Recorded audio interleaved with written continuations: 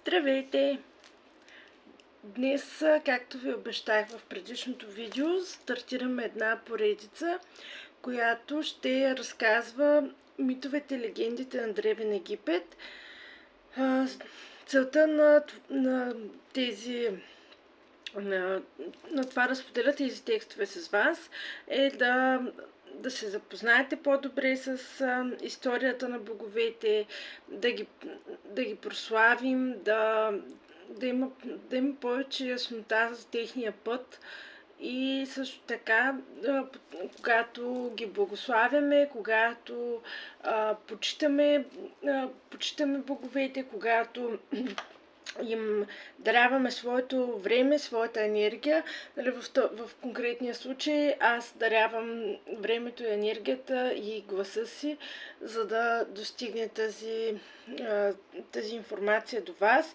Вие дарявате своето време и енергия и със своя слух възприемате информацията и по този начин отново сме в енергообмен с боговете, получаваме тяхната благословия, тяхната защита. Някои от вас може да усетят силна връзка с даден бог или богиня. Това е нормално, защото доста стари души има измежду нас, които са живяли в Древен Египет и са били жреци или са почитали египетските богове. Дори да не усетите някаква силна връзка с египетските богове, може да слушате, защото ви е приятно, защото ви е интересно. Също така може да споделите вашите усещания, дали ви резонират тези митове, с кой бог или богиня се чувствате най-силно свързани. И съответно дали ви е интересна такъв тип поредица. И така, започваме с история първа, в която се разказва как преди много години египтяните са си представили появата на земята и хората и как слънцето за първи път е поело по своя небесен друм. Аз ще чета митологията, няма да я преразказвам, за да избегнем паразитните думички, тъй като нямам образование, което не съм завършила надпис, няма как да чета, старая се да чета максимално изразително, така че моля, бъдете търпеливи към начина ми на комуникация. И така, започваме. Мрак царял векове наред и в мрак се мятали вълните на праокеана, без цел и без смисъл. Нямало земя, нямало хора и богове, в безкрайните пространства се блъскали в хаос тъмните и тъжни вълни на праисторическия океан. Векове наред живеел единствено богът на предвечния океан Нун. След време, чието начало е необразимо, от праокеана изплувал сияйният бог Ра. Той приличал на бръмбара скарабей, който ражда сам себе си. Умел да се превръща и в храбрата птица сокол, и в бог с човешко тяло, но с горда глава на сокол. Ярко сияние се разляло около младия бог. Мракът отстъпил пред неговата могъща светлина и за първи път се появили очертанията на мятащите се вълни. Възнасял се над преокеана бог Ра, ярък и силен, но нямало над кого да царува. Тогава от своята слюнка той сътворил бога на въздуха Шу и богинята на влагата Тефнут, на които се родили деца, богът на земята Хеп и богинята на небето Нут. Така се появили небето, земята, а между небето и земята нахлул въздухът и ги отделил. Боговете живели на света без хора и се множили. Бог Ра властвувал над тях. Както всеки владетел, и бог Ра имал врагове. Той се бранил и изпращал своето око да се бори с тях. Тук ще направя една малка пауза и това не е случайно. Това се нарича окото на Ра, нали? Не е случайно на алтара. Пак правихме лично творчество с приложни изкуства, за да го имаме. И така продължаваме. Както всеки владетел, и Бог Ра има врагове. Той се бранил и изпращал своето око да се бори с тях. Веднъж изпратил окото си на бой, а в битката била жестока и продължителна. Дълго време не се е връщало окото. Едва когато сразило всичките врагове, той се прибрало при своя Бог.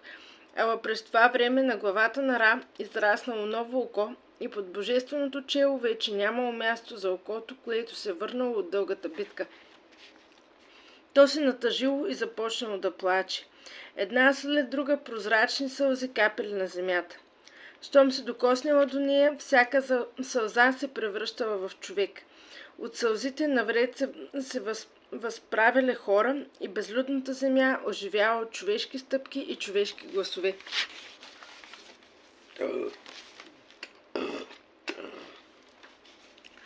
Бог Ра се натъжил, станало му мъчно за плачещото око. Той го превърнал в царска змия очиларка и тъй го поставил на челото си. Оттам то царувало с Бог Ра над земята и небето. Оттам бранило своя господар от неговите врагове. Човекът, роден от сълзата на Ра, носи в себе си нейния блясък. Сълзата на Ра се спотаева и изкрива в човешкия копнеж, пламти в смелите човешки дела и гори в човешкото сърце. Хората се раждали на земята, живеели и умирали. Тогава в западното царство, в царството на мъртвите, слязал Бог Импо. Той започнал да претегля на справедливи везни деянията, които мъртвият извършвал при живе. Импо бил с тяло на човек, а вместо човешка имал глава на чакал. Какво може да избяга от чакала, когато той тръгне по нечи следи, души и дебни, и кой може да обегне на чакала, застанал да пази? Ра царувал мъдро над богове и хора, и боговете и хората го слушали. Волята на Ра била и тяхна воля. Времето гонило пред себе си дните и годините като стадо, чезнещо зад хоризонта, и на неговия строг закон били подвластни и боговете. Старостта налегнала и Бог Ра и променила неговия образ.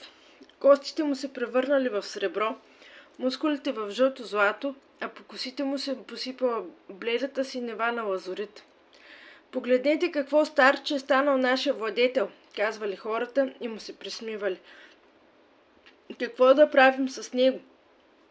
Кой знае колко дълго още ще се държи на краката си и ще иска да ни заповядва. Присмивали му се и престанали да се подчиняват на Бог Ра. Ра чул какво си говорят хората и се натъжил.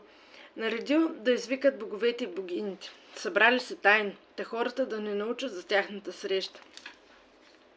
Дошли богът на въздуха, богът на земята и богинята на небето, пристигнала цяла върволица богове и богини, и величественият бог на праокеана Нун се приближил с бавни крачки. Боговете и богините докоснали с чела земята пред трона на Бог Ра, и Бог Ра се обърнал към праотеца Нун. Ти, най-старият от боговете, богове и богини, погледнете хората. Те се родиха от моето око, а ми се присмиват, хулят ме и не крият своята враждебност. Посъветвайте ме, какво да предприема срещу тях. Не искам да ги наказвам, преди да чуя вашите съвети. Богът на праокеана отвърнал.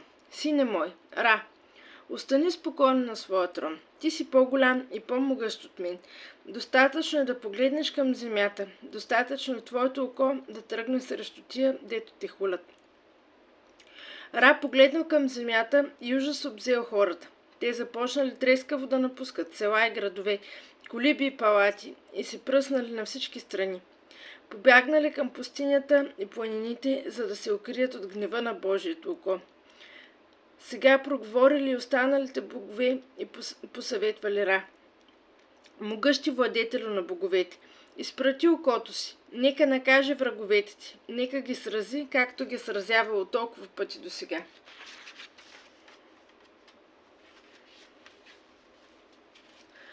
Окото се превърнало в богиня Хатор, богинята с глава на крава. Хатор слязла при хората и всявала ужас навред и ужас изпълвал кървавите изстъпки. Носила се напред с наведена глава. Извитите рога на главата й светили като две ярки мълнии в черен мрак. Където и да срещнала хора в пустинята, стръвно се нахвърляла върху тях, убивала ги и жадно пиела кръвта им. Земята прогизнала от пролятата човешка кръв, а слънцето почервняло, сякаш и то било напръскано с кръв. Вечерта богинята се върнала при боговете. Седни при нас, приветствала Ера. Пирувай и пий с нас. Ти свърши своето дело. Сега хората отново ще се страхуват от мен и аз ще властвам над тях като цар. Седни при нас и пирувай и пий с нас. Боговете и богините насядали край нощната трапеза, украсена с цветя, и дълго пирували. Ала на богинята Хатор и харесало да убива хора и да пие тяхната кръв.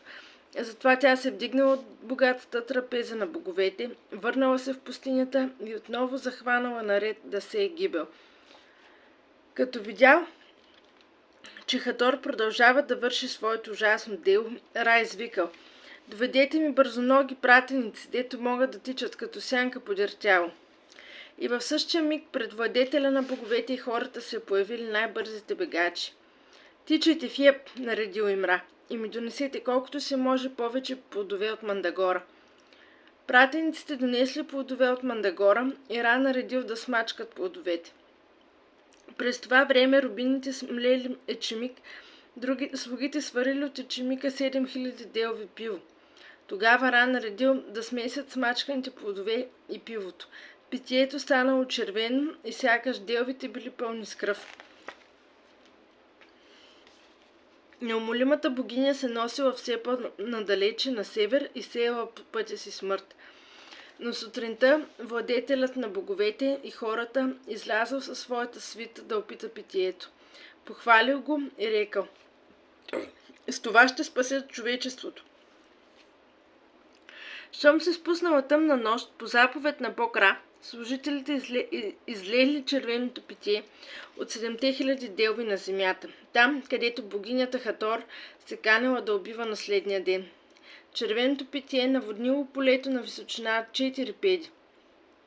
На другия ден, когато богинята Хатор се канела да тръгне, за да сее смърт в земи, които още не била навестила, тя забелязала полето, покрито с червено питие. Помислила си, че вижда море от кръв, зарадвала се, навела се и отпила. Червената напитка й харесала. Дълго пила и пивото я опоило. Замаяна, тръгнала обратно към двореца на боговете и не разпознава хората, които срещнала по пътя си. Така човечеството се разминало с гибелта си. Бог Ра продължавал да старее и вече нямал желание да живее с хората. Тогава богът на праокеана Нун извикал богинята на небето Нут. Приканил я да вдигне на гърба си бог Ра. Нут се превърнала в гигантска крава, приклекнала и качила на гърба си бог Ра. Като се изправила над земята, била толкова голяма, че тялото й образувало небосвода.